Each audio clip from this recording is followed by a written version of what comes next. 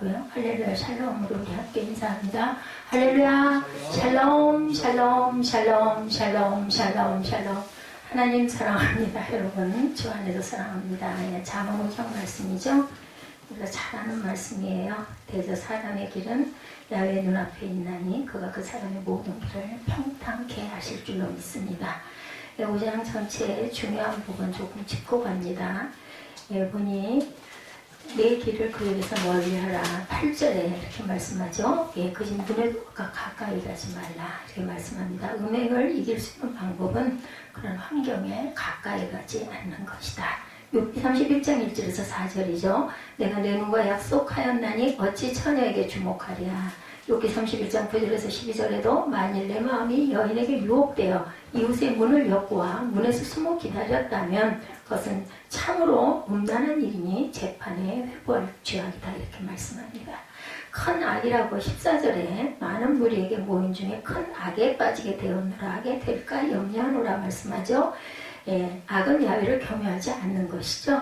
예레미야 2장 19절에 나를 경외함이 없는 것이 악이요. 잠언 8장 13절에도 야훼를 경외하는 것은 악을 미워하는 것이다 말합니다. 시편 119, 153절에도 주의 율법을 버린 악인들이다.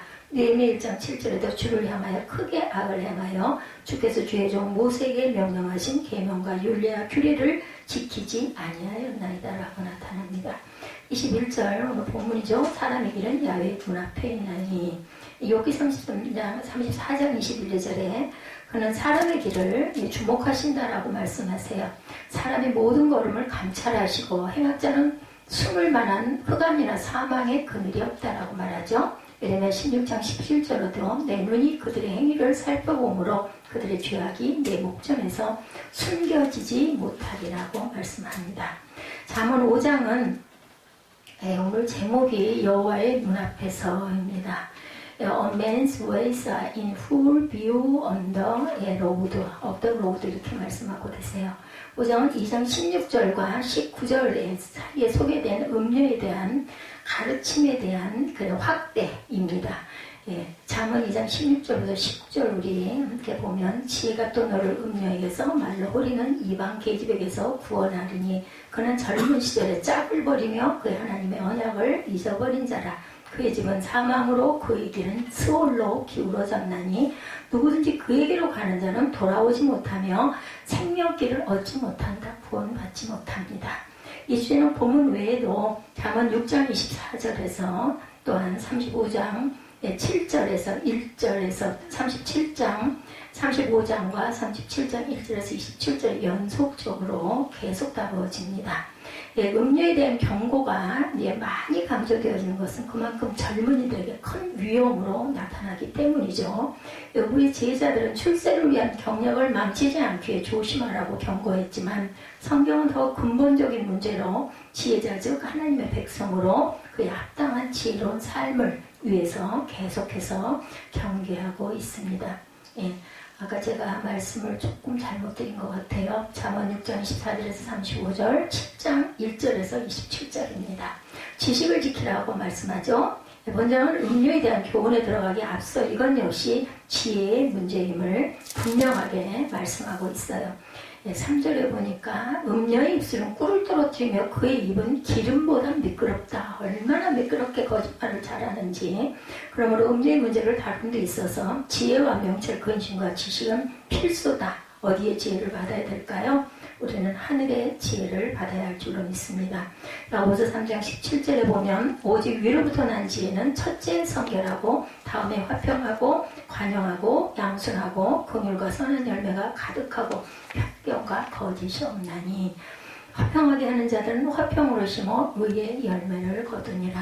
우리 성도, 우리 교회 기도 제목 중에 하나이기도 합니다. 야고보서 3장 17절.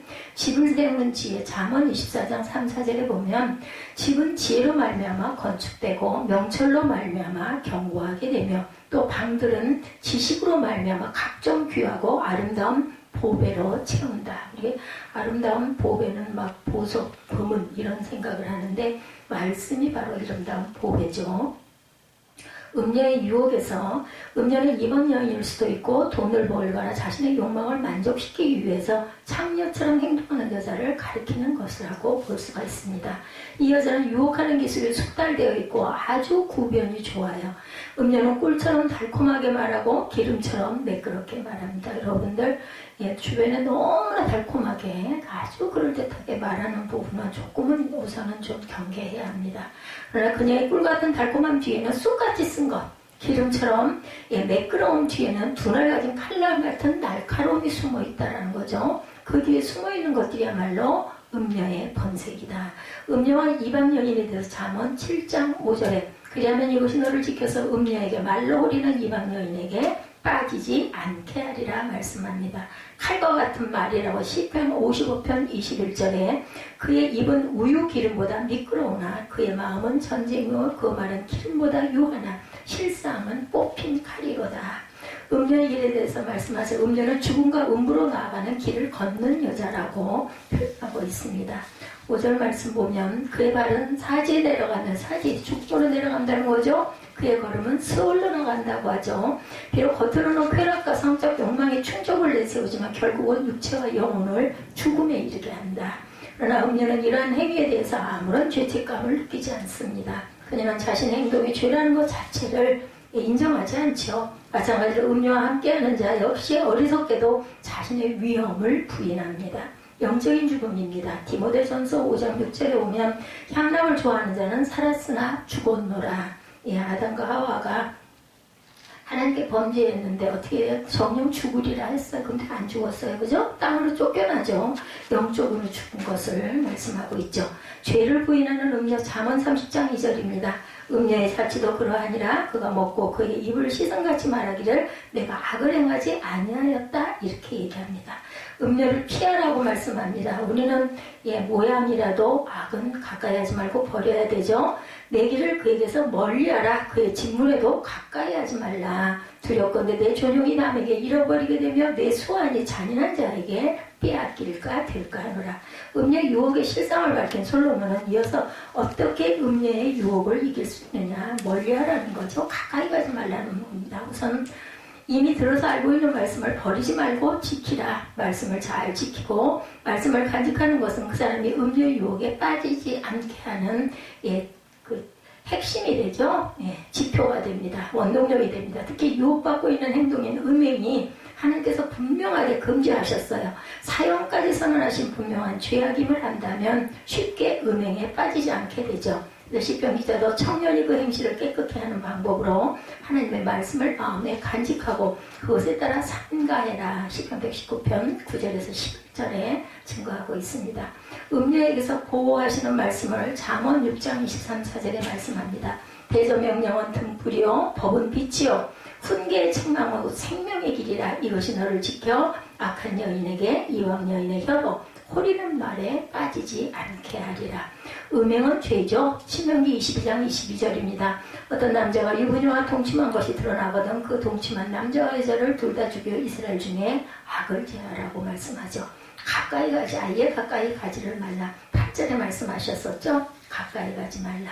내 길을 그에서 멀리하라. 그의 친문에도 가까이 하지 말라. 솔로몬이 제시하는 유혹을 피하는 두 번째 방법, 음녀에게 가까이 가지 말고 멀리해라. 어쩌면 이것은 아주 확실한 방법이죠. 육체의 정욕은 매우 강한 것으로 나그네로서 세상을 사는 하나님의 백성들이 제어해야 할 가장 주요 대상입니다.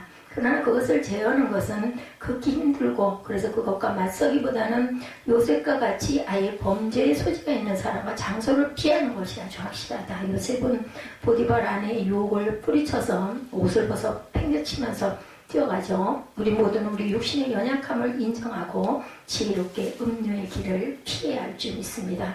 육체의 정욕을 제어하라. 베드로전서 2장 10절입니다. 사랑하는 자들아 거류민과 나그네 같은 너희를 권하노니 영혼을 거슬러 싸우는 육체의 정욕을 제어하라. 음녀를 피하라고 창세기 39장 10절에 여인이 날마다 요셉에게 청하였으나 요셉이 듣지 아니하며 동침하지 아니할 뿐더러 함께 있지도 아니했다. 그럼에도 불구하고 감옥에 갇히는 사건이 일어나죠. 음행의 결과에 대해서 9절에서 14절까지 말씀하고 있습니다. 우리 본문에 나왔던가요? 네. 9절에서 14절을 보면 말씀하죠. 내 존영이 남에게 잃어버릴까 될까 두렵다. 맞죠? 내 수완이 잔인한 자에게 빼앗기게 될까 하노라. 두렵건대 타인이 내 재물로 충족하게 되면 내 수고한 것이 외인의 집에 있게 될까 하노라.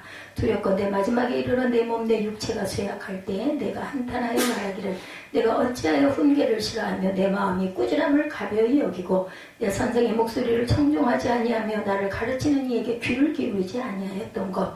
많은 무리들이 모인 중에서 큰 악에 빠지게 되었노라. 하게 될까 염려하노라. 이렇게 고백합니다. 솔로몬은 세 번째 음행이 가져오는 결과를 생각하라고 말하죠. 음행이 가져오는 결과는 한 사람과 그의 가정을 파탄시키기에 충분합니다. 명예의 실추, 육체적 정신적 쇠퇴, 재산의 탕진, 다른 범죄의 연루 등 여러 가지 악한 결과가 나타나게 됩니다. 그는 평생 수치와 가책을 느끼며 외롭게 살게 된다. 이것은 모두 지혜자의 권면을 무시한 거에서 기인하죠. 그러므로 아직 선택의 여지가 있는 지금 그 명백한 결과를 생각하는 것은 음행을 하고자 하는 마음에 제동을 걸게 된다. 이것을 알면서도 음행을 한다면 그것은 아주 어리석은 짓이죠. 수치와 부끄러움이라고 잠언 6장 32절 33절에 여인과 가늠하는 자는 무죄한 자라. 이것을 행하는 자는 자기의 영혼을 망하게 하며 상황과 능욕을 받고 부끄러움을 씻을 수가 없다라고 말합니다. 보상금으로 해결되지 않죠. 잠언 6장 34, 5절입니다. 남편이 투기로 분노하여 원수 갚는 날에 용서하지 아니하고 어떤 보상도 받지 아니하며 많은 선물을 줄지라도 듣지 아니하리라 증거합니다. 그리고 아내를 사랑하라고 말씀하죠. 결혼 안에서 성생활을 하라고 15절부터는 너는 내 우물에서 물을 마시라고 그러죠. 내 샘에서 흐르는 물을 마셔라. 어찌하여 내 샘물을 집 밖으로 넘치게 하며 내 도랑물을 거리로 흘러가게 하겠느냐. 그 물이 내게만 있게 하고 타인과 더불어 그것을 나누지 말라. 내 샘으로 복되게 하라. 내가 젊어서 취한 이를 즐거워하라. 내 우물 내 샘으로 표현된 가정과 아내는 남편의 독점적인 것으로 그 안에서 서로의 성적인 욕망을 채워줄 줄 알아야 된다. 남편과 아내는 모두 성적인 필요를 가지고 있기 때문에 그것이 합법적인 방법인 결혼관계 안에서 해결되어지지 않을 때 음욕이 자행 발성적으로 행해진다. 서로의 욕구를 채워주지 않는 것은 배우자로 하여금 타인을 향하여 하는 것과 동일한 행위다. 서로의 성적 욕망을 채워주라. 고린도전서 7장 5절입니다. 서로 분방하지 말라. 다만 기도할 틈을 얻기 위해서 합의상 얼마 동안은 하되 다시 합하라. 이는 너희가 절제 못함으로 말미암아 사단이 너희를 심하지 못하게 하려 합니다. 음행의 연고로 결혼하죠. 고린도전서 7장 2절에 음행을 피하기 위하여 남자마다 자기 아내를 두고 여자마다 자기 남편을 두라. 사랑을 연모하라고 17절에서 19절에 증거합니다. 솔로몬은 부부의 사랑이 단지 의무적인 것만이 아니라 서로를 즐거워하고 연모하는 것이 되어야 된다. 솔로몬은 아가서에서 부부간의 사랑에 대해서 은유적인 표현을 사용해서 묘사하죠. 거기서 두 사람은 서로에게 몰두하고 취하여서 아무도 그들의 사랑을 방해하지 말라고 말합니다. 이렇듯 배우자의 마음이 온전히 빼앗긴 사람들은 음료를 안고자 하지 않는다라는 것. 사랑을 방해하지 말아라. 아가서 8장 3, 4절이죠. 너는 왼팔로 내 머리를 고이고 오른손으로 나를 안았으리라. 예루살렘 딸들아 내가 너에게 부탁한다. 내 사랑하는 자가 원하기 전에 흔들리지 말며 깨우지 말라. 배우자에게 마음을 빼앗깁니다. 아가서 4장 9절에 내 누이 내 신부야 내가 내 마음을 빼앗았구나. 내 눈을 한 번 보는 곳과 내 목에 붓을 한 깨미로 내 마음을 빼앗았다 말합니다. 하나님을 헤아리라고 오늘 본문 21절이죠. 음녀를 하는 것은 아내와의 언약을 깨뜨리는 것이고 더 나아가 그들의 결혼을 성사시킨 하나님의 언약을 깨뜨리는 것이라고 이렇게 말씀하죠. 항상 주님의 품에 사랑스러운 안자승 같고 5장 19절 21절에 보면 대저 사람의 길은 야훼 눈앞에 있나니 그가 그 사람의 모든 길을 평탄하게 한다라고 하죠.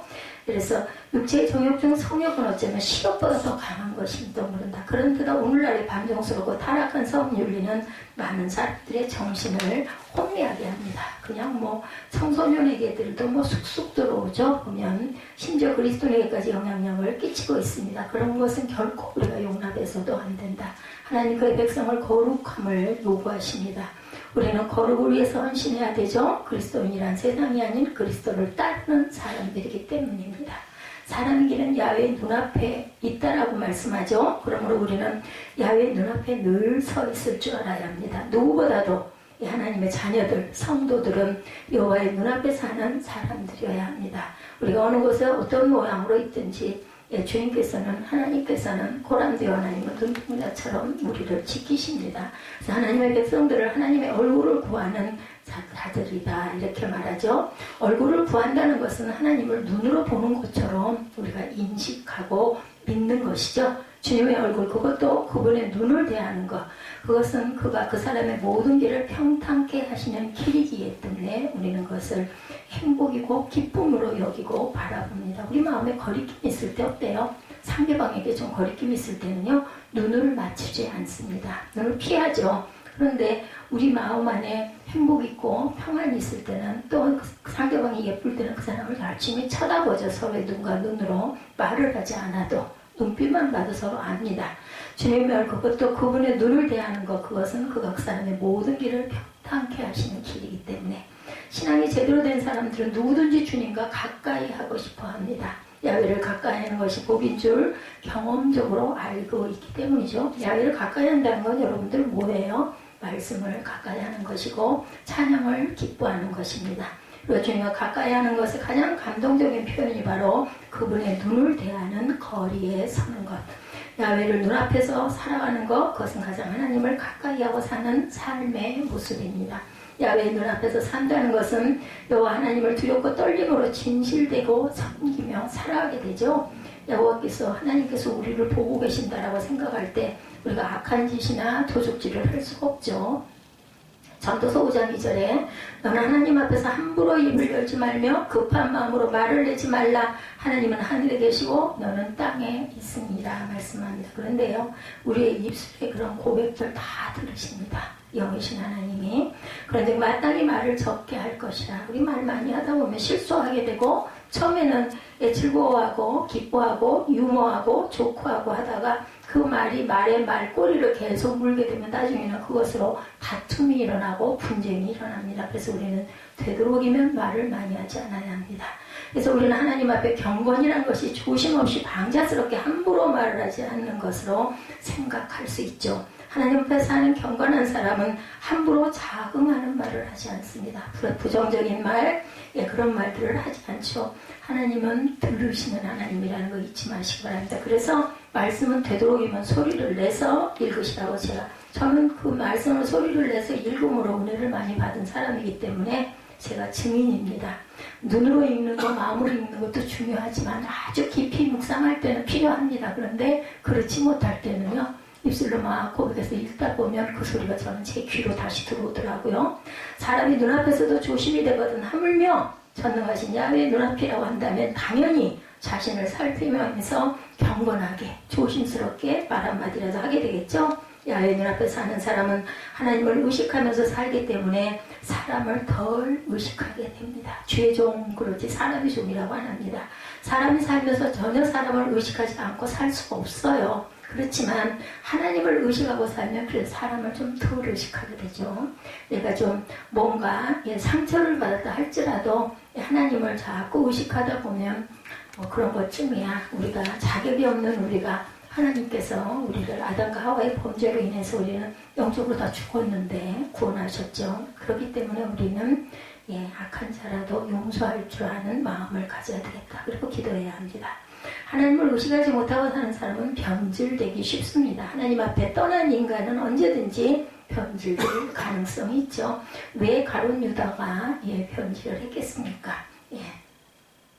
진실과 겸손한 삶은 내 의지로 되는 게 아니죠. 하나님과 동행하는 삶에서 나오게 되죠. 시편 139편 1절에서 4절에 보면 여호와여 주께서 나를 살펴보셨으므로 나를 아시나이다. 주께서 내가 앉고 일어섬을 아시고 멀리서도 나의 생각을 밝히 아시오며 나의 모든 길과 내가 눕는 것을 살펴보셨으므로 나의 모든 행위를 익히 아시오니 여호와여 내 혀의 말을 알지 못하는 것이 하나도 없다고 말씀하세요. 16세기 로마 카톨릭 최고의 성지는 성전의 베드로 성당의 천지창조 그림, 우리 전에 우리 영상으로 봤었어요. 그죠? 천정의 그 그림. 미켈란젤로의 천지창조는 사람이 어떻게 저렇게 천정 꼭대기에 그릴 수 있나 하면서 모두들 여행을 가게 되면 꼭 들리죠. 경탄을 금할 수 없는 중후하고 아주 아름다운 부르의 명작입니다. 이 그림은 미켈란젤로가 4년 동안 천장에 매달려서 잠을 자고 음식을 절제하고 벽화를 그렸다고 합니다. 그림이 완성되었을 때 모든 사람들이 정말 감탄이 아니라 경탄을 했다고 합니다. 성당 추기경이 천장에 매달려 내려오지 않는 그를 보고 어느 날 묻습니다. 미켈란젤로요, 그대가 한 일이 놀랍다. 그런데 완성되었으면 내려오지. 왜 내려오지 않고 있는가? 미켈란젤로는 추기경인 우리 인간의 눈으로 보면 다 그려진 것 같지만 하나님의 눈으로 보면 아직 끝나지 않았습니다 라고 말했다고 합니다. 그는 그림을 그리면서 사람의 눈을 의식하지 않고 하나님을 의식하고 하나님 앞에서 그린 겁니다. 우리 찬양도 마찬가지예요. 아무도 없다 할지라도 하나님이 들으시니까, 그죠? 그래서 500년이 지난 지금도 세상 사람들에게 찬단을 금하지 못하게 하는 명작이 되죠. 하나님을 믿는 사람들은 세상 속에 살고 여러 가지 어려운 환경 속에 살지만 하나님 앞에서 삽니다. 하나님 앞에 살아갈 때 위로를 받고 능력을 받고 승리할 수 있기 때문이죠. 인간의 시야를 의식해서 이 세상에 붙들려 살기 때문에 하나님의 위로가 없고 신앙의 성장이 없습니다. 다윗은 어려운 삶 속에서도 하나님 앞에 아주 열심히 살아간 사람이죠. 야훼 눈앞에 사는 사람은 기회주의자인 것처럼 언제든지 자기 이익에 따라서 살아가지 않습니다. 흔들리지 않죠? 좌로나 우로나. 시편 16편 8절에 내가 야훼를 항상 내 앞에 모시며 그가 내 우편에 계심으로 내가 요동치 아니하리로다 말씀합니다. 다윗은 하나님을 늘 자기 앞에 모셨기 때문에 요동치 않았어요. 그리고 왕임에도 불구하고 하나님으로부터 늘 교훈을 받습니다.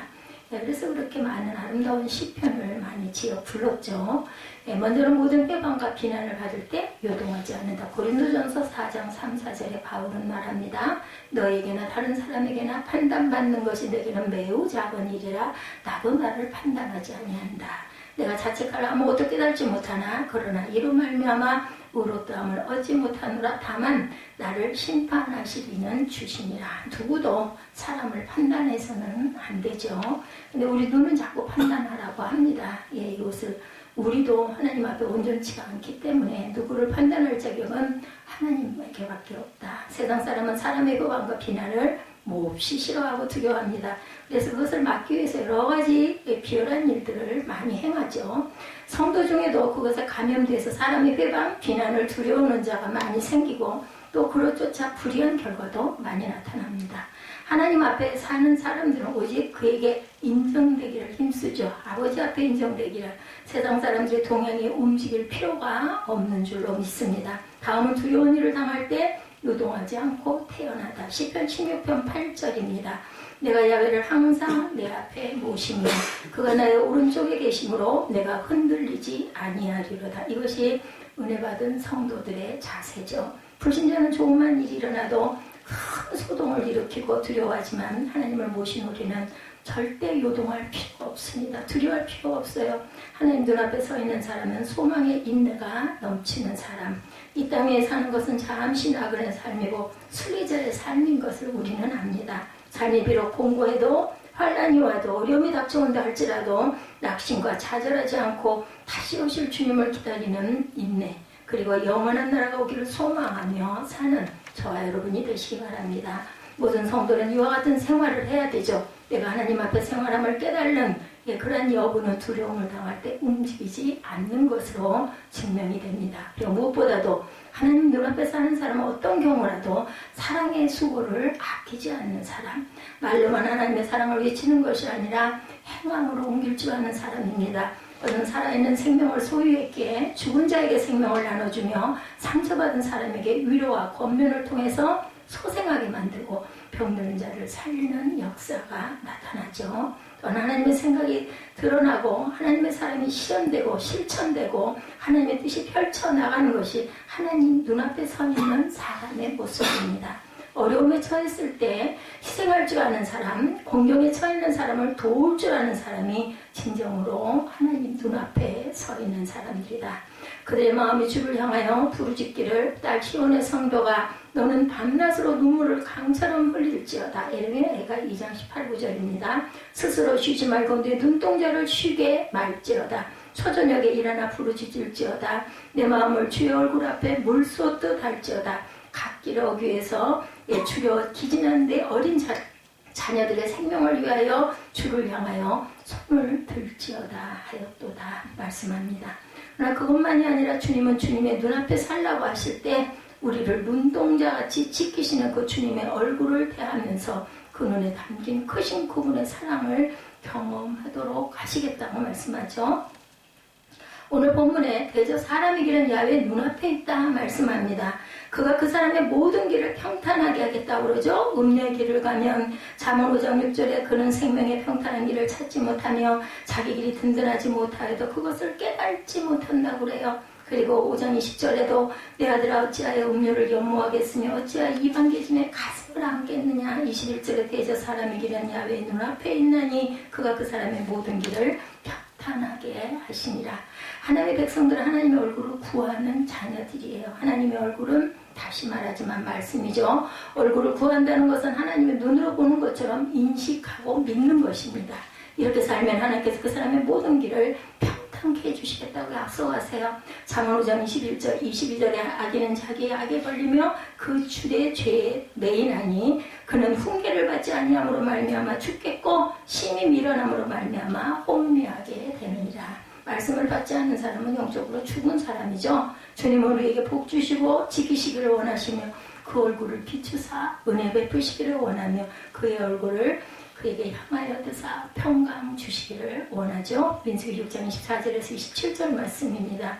우리와 얼굴을 대하시며 더 많이 사랑하시기를 원하시는 하나님이 주의 얼굴 앞에 살라고 오늘도 말씀합니다. 야훼 코람되어 눈앞에서 살기를 소망하는 저와 여러분들이 되어서 하나님이 주시는 귀한 복을 누리시기를 주님의 이름으로 축복합니다. 오늘 본문 말씀이죠. 5장 21절 그래서 사람의 길은 야훼 눈앞에 있나니 그가 그 사람의 모든 길을 평탄하게 하시느니라. 그러면 우리가 주님의 말씀을 늘 가까이 하고 주님의 얼굴을 주님의 눈동자를 항상 바라볼 줄 아는 믿음의 자녀들 되시기를 주님의 이름으로 축복합니다. 우리 찬양하시고 잠깐 중보기도 하는 시간 잠깐 가지시고 축도로 예배를 마치도록 하겠습니다.